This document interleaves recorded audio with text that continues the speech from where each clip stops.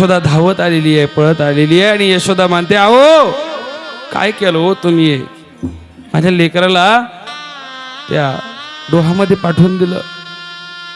त्यांना म्हणतो, मावशी चुकलं हो आमचं, आम्ही नव्हतं पाठवायला लागत त्याला, परंतु आम्हाला माहित नव्हतं की तो कालियाचा डोह आहे.